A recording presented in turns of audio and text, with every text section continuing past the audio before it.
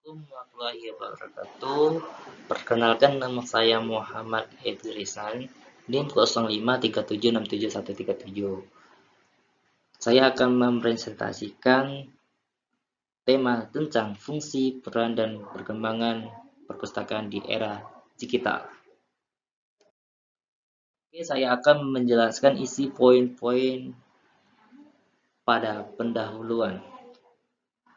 Pendahuluan ini menegaskan pentingnya peran perpustakaan sebagai alat pusat informasi yang sekarang menghadapi perubahan pesat menuju era digital.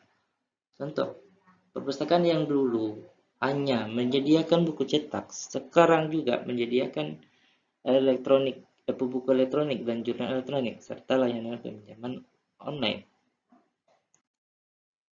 Saya akan menjelaskan isi poin-poin pada fungsi perpustakaan. Fungsi ini menjelaskan tiga utama perpustakaan sebagai alat tempat belajar, sebagai pusat dokumentasi, dan sebagai penyedia layanan publik. Contoh, mahasiswa datang ke perpustakaan untuk mencari referensi tugas akhir, dan masyarakat umum bisa datang untuk membaca koran atau mendapatkan akses internet secara gratis. Menjelaskan isi poin-poin pada peran perpustakaan. Perpustakaan mendukung upaya literasi, pembelajaran secara mandiri, serta mendukung perkembangan budaya dan ilmu pengetahuan. Contoh, seperti program storytelling untuk anak-anak di perpustakaan desa, meningkatkan minat baca sejak dini. Sementara itu, koleksi digital membantu peneliti mengakses artikel ilmiah dari daring. Saya akan menjelaskan isi poin-poin pada perkembangan perpustakaan di era digital. Bagaimana perpustakaan beradaptasi dengan teknologi digital?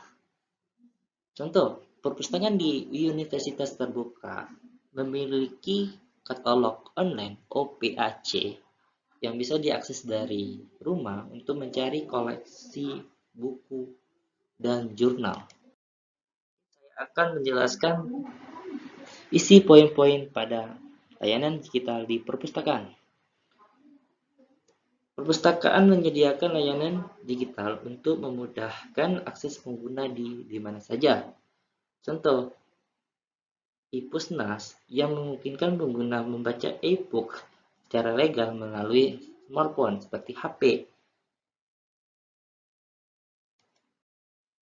Saya akan menjelaskan isi poin-poin pada kolaborasi dan inovasi.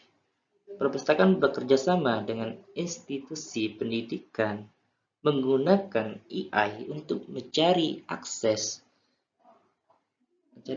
dan mencari cerdas dan berjejaring secara internasional.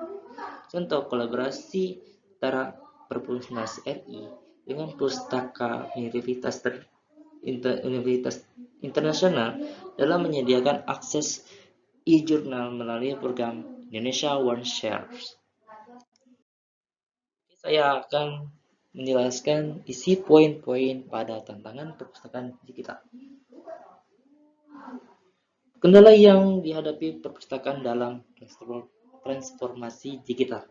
Contoh, di daerah pedesaan, pustakawan sulit menerapkan layanan buku elektronik karena akses internet secara terbatas. Saya akan menjelaskan isi poin-poin pada peluang perpustakaan digital. Digitalisasi juga membuka peluang untuk menjangkau pengguna lebih banyak dan memberikan layanan yang lebih baik. Contoh, Perpustakaan Nasional bisa melayani seluruh masyarakat Indonesia melalui layanan daring, luring, sehingga mahasiswa di daerah terpencil pun bisa mengakses koleksi digital. Saya akan menjelaskan isi poin-poin contoh implementasi RFID dan otomasi. Contoh bagaimana teknologi RFID memudahkan proses peminjaman dan pengembalian buku. Contohnya, pengguna cukup menempelkan kartu anggota di mesin RFID untuk meminjam buku, sedangkan buku yang dikembalikan bisa dimasukkan ke dalam Dropbox yang akan tercatat secara otomatis. Jadi saya akan menjelaskan isi poin-poin pada contoh implementasi repositor digital.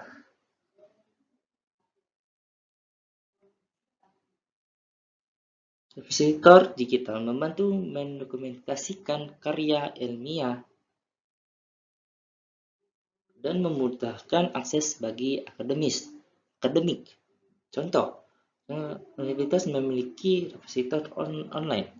Misal, ePrints untuk skripsi dan tesis yang bisa diakses secara publik.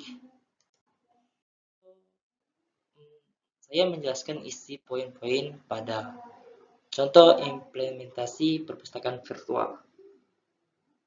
Perpustakaan virtual menyediakan pengalaman digital yang interaktif. Contoh, perpustakaan menyediakan tour virtual 360 derajat di websitenya. Chat semua sosmed untuk tanya jawab, serta buku elektronik yang bisa diunduh dari rumah maupun daring. Oke, saya akan menjelaskan isi poin-poin pada kesimpulan. Menyimpulkan bagaimana perpustakaan menjadi semakin penting di era digital, bukan untuk menyediakan buku, tapi juga mendukung literasi, edukasi, dan akses informasi. Contoh, perpustakaan modern manfaatkan teknologi agar masyarakat dapat belajar kapan saja, di mana saja, wherever, terserah penggunanya mengaksesnya. Caranya menjelaskan pada caranya poinnya. Saran agar perpustakaan tetap relevan di masa depan, termasuk penguatan pustakawan dan meningkatkan infrastruktur teknologi.